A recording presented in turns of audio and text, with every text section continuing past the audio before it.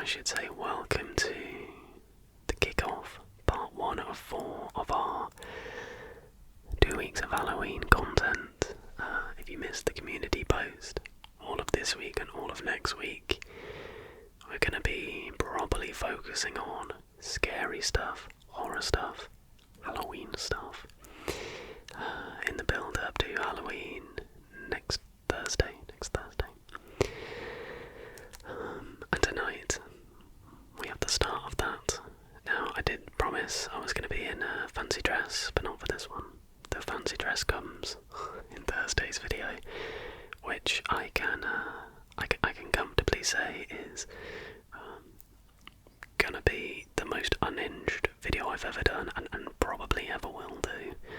If you want to see what it is, go and check the community post, but if you want it to be a surprise, then I won't spoil it. But tonight we're keeping things safe. We're going to be looking at the birth of horror movies, where they originated from, and how they kind of started to develop up until the end of the 1930s.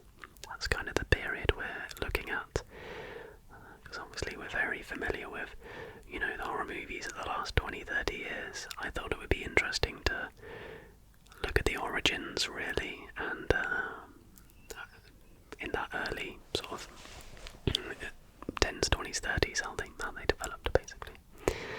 So I really hope you do enjoy this video, enjoy the spooky content over the next couple of weeks. Without further ado, let's get into the early history of horror movies. So, the first horror movies appeared during the very earliest days of cinema in the 1890s. Indeed, some of the very first moving pictures, simple street scenes, or a train pulling into a station caused feelings of horror in audiences.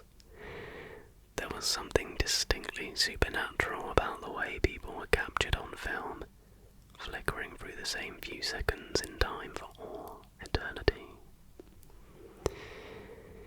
Here's how Maxim Gorky describes seeing the Lumiere brothers' A Street in Paris, 1896. Last night I was in the kingdom of shadows. If you only knew how strange it is to be there.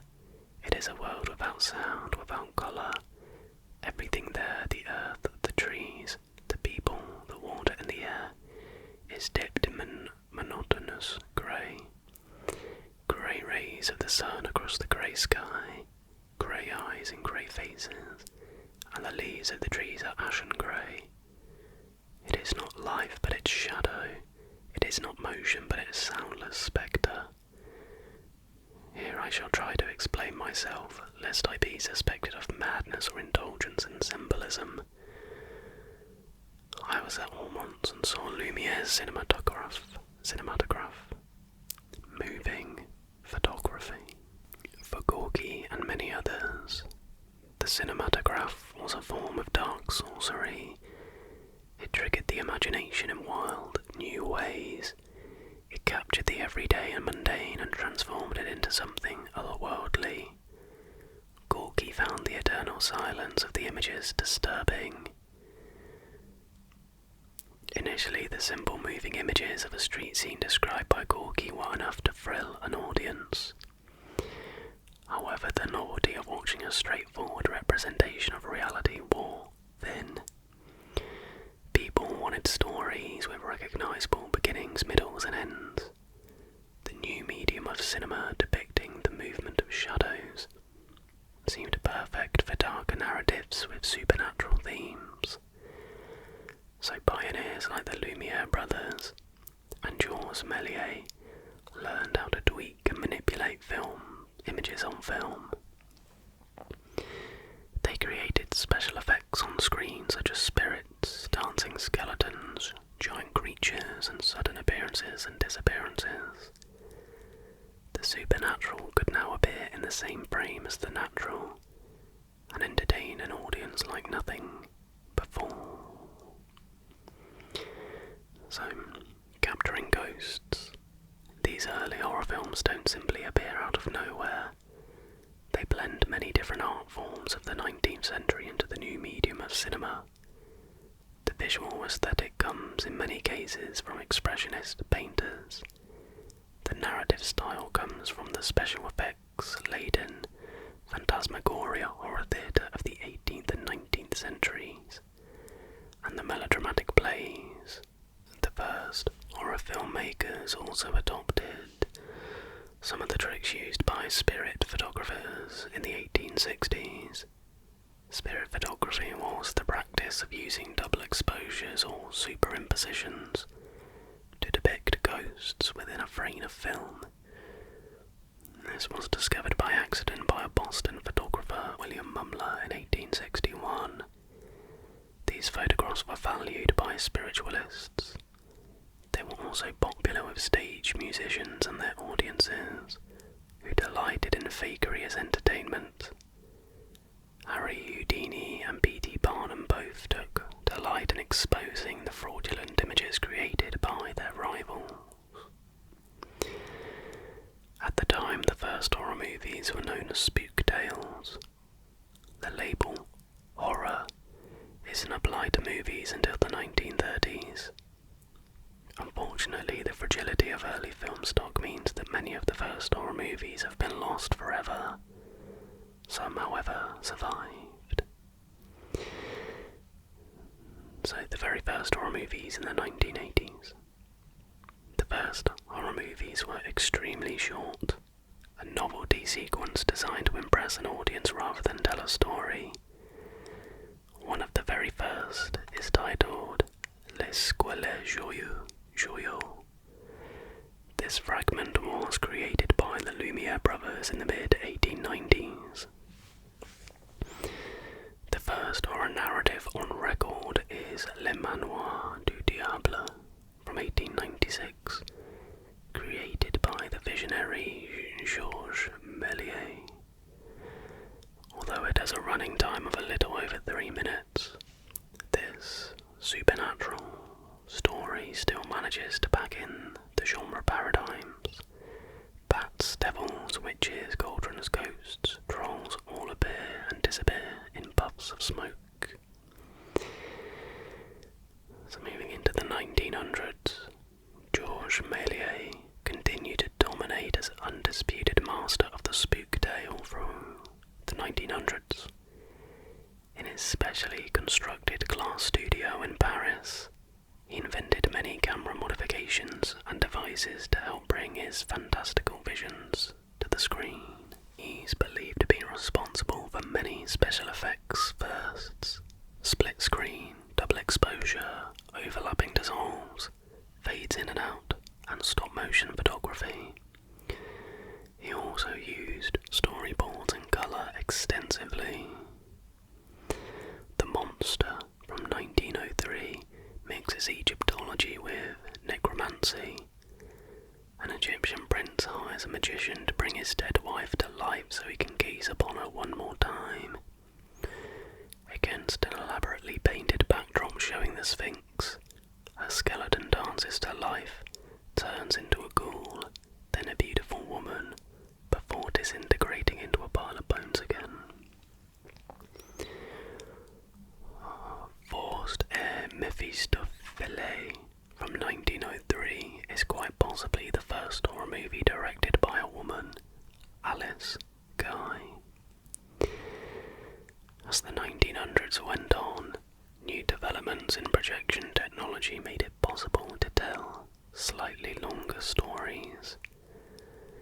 This led to the now sadly lost first movie adaptation of Robert Louis Stevenson's Dr. Jekyll and Mr. Hyde, made by the Chicago-based Selig Polyscope Film Company in 1908. The first movie version of Mary Shelley's Frankenstein was made by Edison Studios in New York in 1910. Thomas Edison and the director J. Sir Dorley condensed the novel into a runtime of just 14 minutes. Then came the Great War, which changed everything, redefining the visual and psychological language of horror the world over. We now move into 1920s horror movies. So the silent horror of war. The Great War was an all-consuming monster. From the relative comfort of the 21st century, it's difficult to appreciate the extent to which new technology wreaked unprecedented death and destruction, and eradicated the pre-1914 world order almost completely by 1918. 1920s horror films expressed the aftershocks of these cataclysmic war years, and reflect the nightmares of the men who lived when so many died. These haunting silent movies were, in many cases, made by veterans who had crawled out of the stinking mud of no man's land and were forever transformed. Unable to document their experiences on the front line literally, these were the only stories the survivors felt they could tell, as the truth lay beyond regular comprehension. After those first giddy months, when the bomb boys believed they'd all be home by Christmas, those confined to the home front also shouldered a now unthinkable burden of pain. Every serving soldier had a circle of family and friends who experienced their traumas secondhand, whilst nursing loss and shock of their own. The numbers of casualty are eye-popping. Of the 60 million soldiers who fought in the First World War, over 9 million were killed. 14% of the combat troops, or 6,000 dead soldiers per day. This had a cascading effect on young women raised in the 1910s to expect fulfillment via a husband and a family. There were no eligible bachelors left for them to marry. Every community knew returning soldiers afflicted with what we'd now describe as PTSD, but which was then dismissed as shell shock, sitting silently in armchairs, unable to participate in the family chatter of old. Then there were those with missing limbs and mutilated faces. The First World War was also the first to be documented comprehensively, as moving pictures recorded on the camera that never lies. Even if you weren't personally affected, there was no escaping the national grief. 1920s horror movies could now no longer rely on old-fashioned theatrics to elicit a thrill. The Great War reinvented the visual language of horror for a newly traumatized world. Gone were the cute dancing skeletons and actors who vanished in puffs of smoke. Instead, horror filmmakers had to reach for more immediately resonant terrors. On screen in this era, characters drift through blasted or distorted landscapes, lost, ravaged by disease or machine gun fire. Human faces take on the appearance of skulls. Characters struggle to distinguish between what they imagine and the reality of what they see. It's all equally incomprehensible. Nothing plays by the old rules. Death shifts from an abstract to a palpable. If volatile presence, laying waste to entire cities, such as in Nosferatu, or dancing in a crowd in the Phantom of the Opera. Rats infest every waking moment, and everywhere the madness of crowds as populations of the living and the dead blindly submit to orders from above. A century later, 1920s horror movies still offer us a haunting glimpse of what it must have been like to be alive at this time, simultaneously saved and damned. The roaring 20s are often erroneously exalted as a period when people had a good time all the time. Quite the opposite is true. The bright young things dance on the precipice of a dark and hopeless abyss. The next section is German expressionism in silent horror. Several important early horror films were made in Germany. During the First World War, the German government decided to ban all foreign films. This gave a major boost to the German film industry, which went from producing 24 films in 1914 to 130 in 1918, German filmmakers began to develop a national style which was heavily influenced by the expressionist movement in German fine arts. Artists moved from the theatre into film, where they applied expressionist thinking to their set designs. They believed movie sets should represent an artificial reality, distorted landscapes reflecting the interior state of the characters or the emotional themes of the story, rather than natural locations. Given the national mood in wartime Germany, this led to some nightmarish production designs. So we have the Golem in 1920. The Golem has been dubbed the first monster movie. It's based on Jewish legends about a clay man created by a magically inclined rabbi. 3 set designers were particularly influential: Walter Rohrig, Hermann Worm and Walter Reimann. They all worked on the production design of the triumph of German expressionist cinema, The Cabinet of Dr. Caligari. Speaking of which, Hermann Worm believed films must be drawings brought to life. The absurd geometry and heightened shadows of the Caligari designs convey the sensation that reality has been recreated from the strokes of a madman's pen. Often cited as the granddaddy of all horror films, The Cabinet of Dr. Caligari is an eerie exploration of a troubled mind. The plot pits an evil doctor against a hero falsely incarcerated in a lunatic asylum. By the beginning of the 1920s, European filmmakers were experimenting with ways to bring more realistic storytelling to the screen, moving away from highly stylized sets and instead showing characters interacting with real-life locations. Hollywood movies, which favoured realism, had come to dominate the European market during the chaos of the war years, and local filmmakers felt the need to regain their competitive edge. These early entries in the genre established many of the codes and conventions still identifiable in horror movies today. So, we have black and white in colour. One of these conventions, surprisingly, was the use of colour within each frame. Location shooting added realism to a production but had drawbacks. The main one was natural light.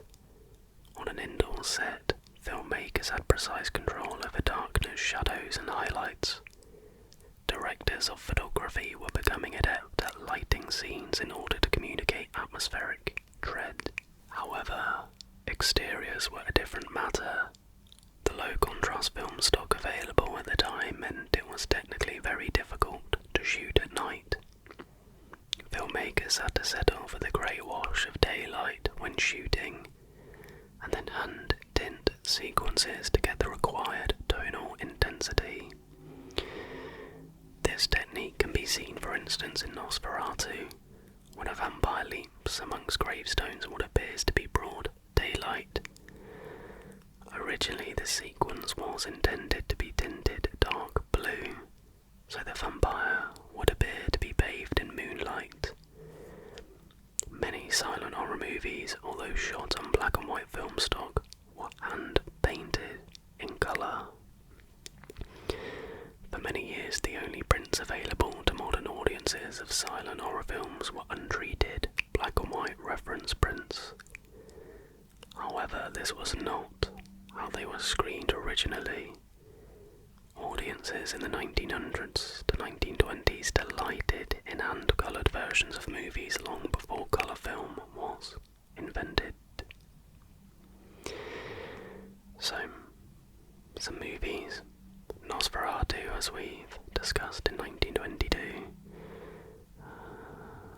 F.W. Murnau's masterful Nosferatu mixes expressionist interior designs with recognisable exteriors. Written by Caligari Harry screenwriter Henrik Galeen, who boldly plagiarised Bram Stoker's Dracula to present a new villain, Count Orlok. Nosferatu has been described as the vampire movie that actually believes in vampires. We have Haxan in 1922 is the unique vision of Danish writer-director-actor Benjamin Christensen. The narrative blends fact and fiction, taking the audience on a bawdy romp from ancient times to the early 20th century as it explores beliefs surrounding witches, demons, and their assorted families. Even in 1922, when the horror genre didn't formally exist and filmmakers were still figuring out the rules of the new medium, Haxan was an oddity. As well as mixing documentary and fairy tale telling, it's peppered with gore, nudity, and other highly explicit imagery, such as women lining up to kiss the devil's ass.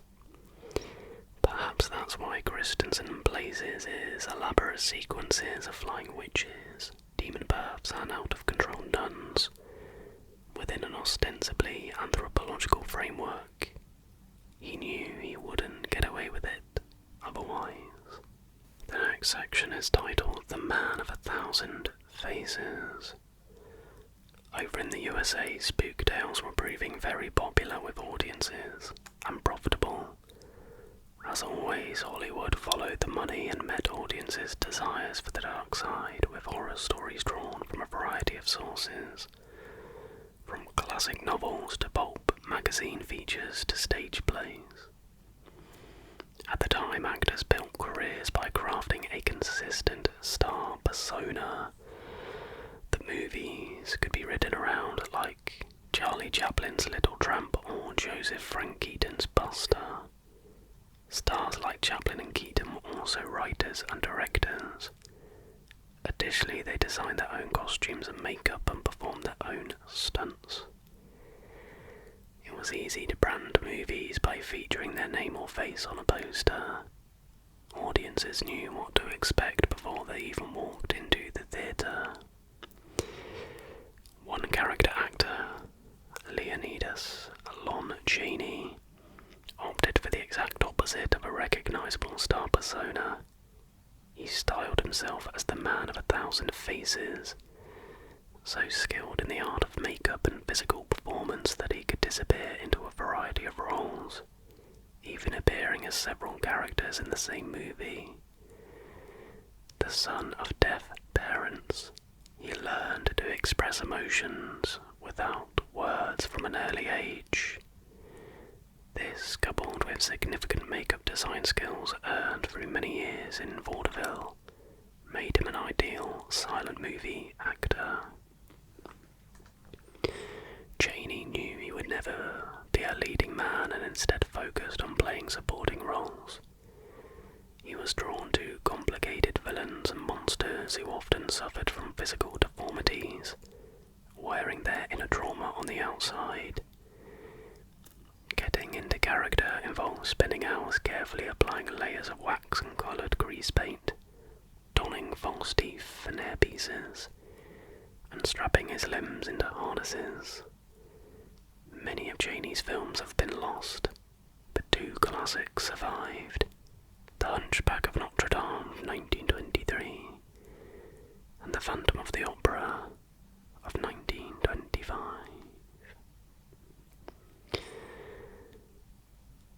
So we now have the end of the silent era. The technology for recording sound onto film strips was developed in the early 1920s, but it wasn't until 1927, when Warner Brothers made Al Jolson sing in The Jazz Singer, that the talkies looked like they might be here to stay. Over the next few years, Hollywood studios all made the transition to talking pictures, although the new form was slower to catch on overseas, and there were holdouts even within the studio system. Charlie Chaplin made Modern Times as late as 1936. In some ways this was a terrible shame.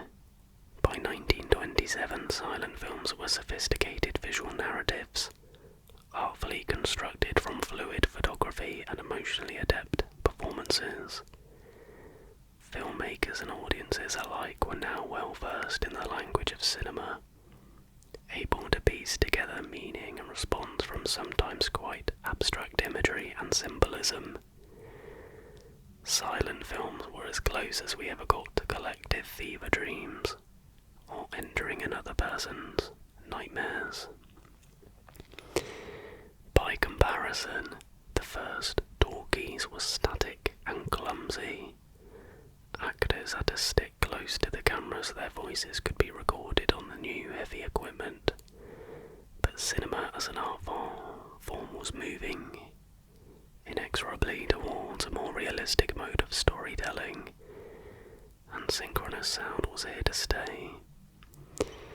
Unfortunately, this meant that silent movies fell out of favour. No one wanted to see them once the talkies came to town. Many prints of one-time classics were lost forever, quite literally dumped in a forgotten corner. Other irreplaceable canisters of film burned away to nothing. The nitrate-based film stock commonly used at the time is combustible if it's not stored in temperature-controlled rooms. Right, we move on to 1930s. Horror begins to talk and scream. Horror movies were reborn in the 1930s. Sound revolutionized cinema across the board and had a huge impact on the horror genre, and not just in the form of dialogue. Sound effects added an extra dimension to terror, from creaking doors to echoing footsteps to the rumbling of castle thunder. Music cues built suspense or signalled the presence of a threat. As screen storytelling moved away from symbolism towards realism, the dreamlike wraiths of silent cinema were replaced by monsters that grunted, groaned, and howled. The horror films of the 1930s tended to be exotic fairy tales, invariably set in some far-off land peopled by characters in period costume, speaking in strange accents. Producers continued with the practice of looking backward for inspiration, drawing upon the literary classics of the 19th century for their source material. These fantastical and supernatural elements also offered some much-needed escapism to audiences tiring of their Great Depression reality. Horror movies, despite some costly special effects, generated serious coin at the box office. This was also despite the initial struggle that many of the major players, such as director Todd Browning, had to adapt to the new medium. Making talking pictures was a very different process to producing silent movies, and, watching today, some of the first efforts seem somewhat creaky. Even though the new talking pictures prided themselves on realism, audiences flocked into cinemas to be scared by largely supernatural monsters, wreaking havoc on largely fantastical worlds. Events far removed from the everyday realities of the Great Depression and political turmoil in Europe and Asia. Horror, then as now, represented the best of escapism, available for those precious few cents it took to buy a ticket. And cinema was an American national obsession. 80 million people attended the cinema on a weekly basis in 1930, some 65% of the total US population. And that brings us on to Universal Monsters and Carl Laemmle Jr. Is that how you say his name? Carl Laemmle Jr. I don't know. Universal forged its identity as a studio around horror pics in the 1930s, largely thanks to the efforts of Carl Laemmle Jr., son of the studio's redoubtable founder. Jr., as he was known, was given the job of head of production in 1928 at the tender age of 21. He was never going to be a visionary father, and indeed many of his co-workers despised him. However, he did demonstrate a certain gift for picking intellectual property and assigning talent to productions. He spent a lot of money on the right things, but unfortunately his instincts were inconsistent. By 1936 he had bankrupted the studio by financing a series of wildly expensive flops. Junior was on a roll in 1930-31, however, when he put together two gothic horror adaptations, Dracula and Frankenstein, that came to define the nascent horror genre. He hired seasoned director Todd Browning for Dracula. Browning had been making spook tales and lurid thrillers since the late 1910s, and was known for collaborations with Lon Chaney and James Whale. For Frankenstein, Junior also approved the casting of two lesser-known actors in the leading roles, Bela Lugosi and Boris Karloff, who brought Dracula and Frankenstein's monster respectively to the screen. Their personifications of these characters are still synonymous with 1930s horror.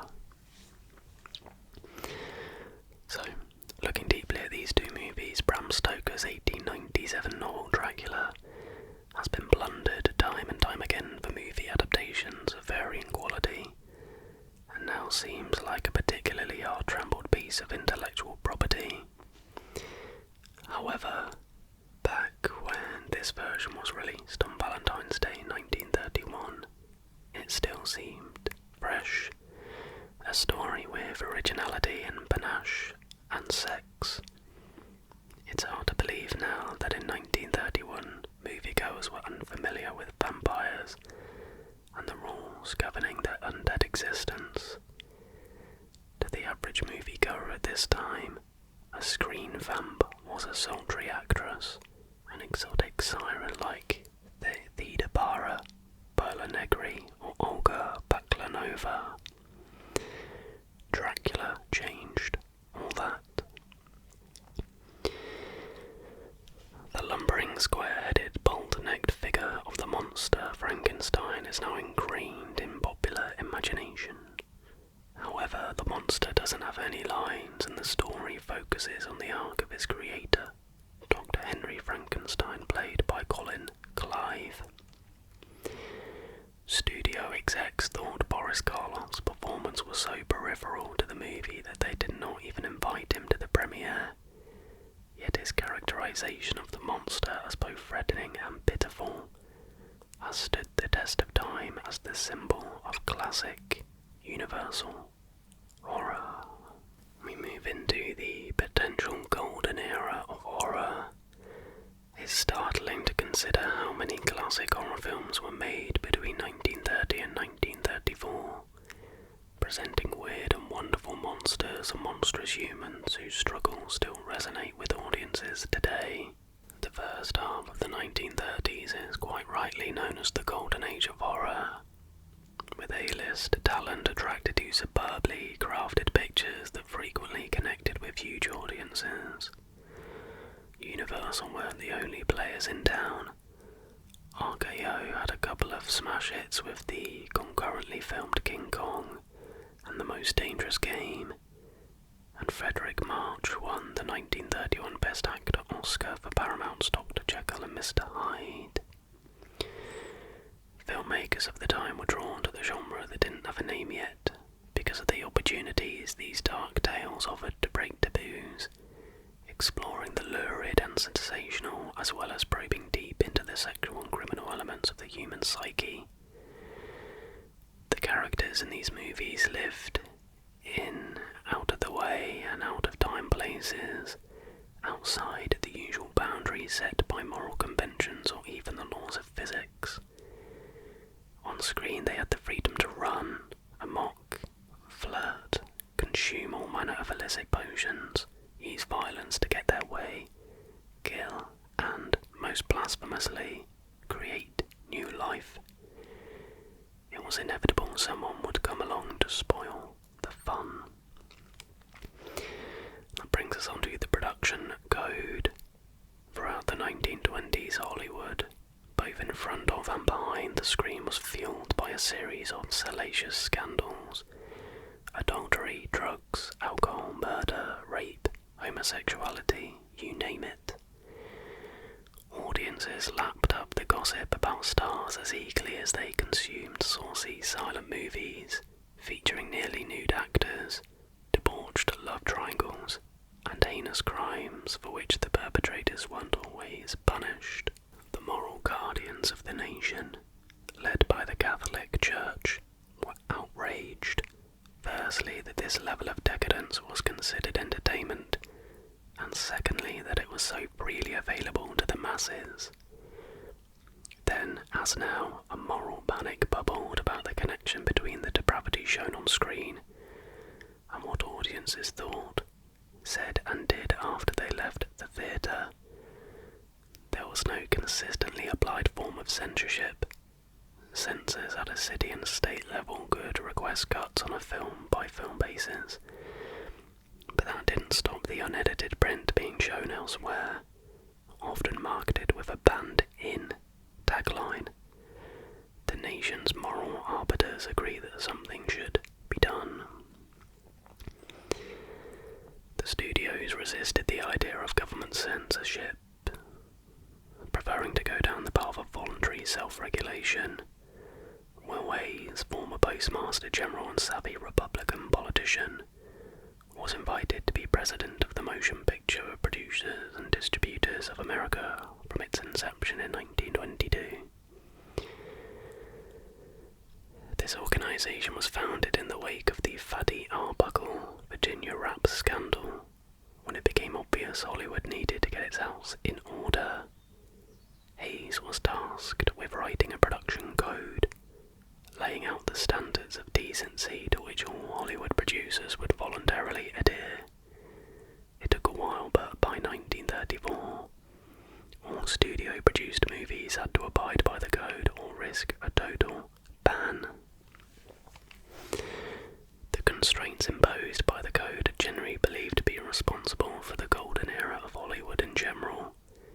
For the next 30 years or so, Hollywood was forced to find ever more inventive, subtle and symbolic ways of telling stories, of depicting the dark side of human nature through shadow and illusion, and of hinting at extramarital sex, drug use and violent death in terms of metaphors that went flying over the heads of any children in the theatre. Lovers had to be married, criminals had to pay for their crimes, and revenge was a dish never eaten hot or cold. Post-code horror movies like The Werewolf of London tended to be guarded conventional affairs, with none of the inventiveness or arch humour of their predecessors. The code specifically prohibited the depiction of anything that could be deemed perverse, and any kind of mocking of religion or blasphemy was out too, as was nudity. Having got off to such a great start, horror stories were rapidly relegated to B-productions, made on a shoestring budget if at all. It would be decades before the genre regained the respect and enthusiasm horror movies garnered in these golden years. So, the key horror movies of the 1930s were Dracula in 1931, Frankenstein of the same year, The Mummy in 1932, Freaks in 1932, King Kong in 1933, Bride of Frankenstein in 1935, The Werewolf of London 1935, and Mad Love, also from 1935. And that, my friends, is that. Obviously we could keep going on for hours and hours, but I did say we were just going to focus on the early development of them, and up until like the 1930s, which we did. But I really hope you did enjoy this video and you found it informative and entertaining, and you're going to want to have notifications on to be the first to watch the video on must say, very out of pocket, very unhinged, but I'd be lying if I said I wasn't looking forward to it. It should be a fun time. But I hope you did enjoy this video this evening. If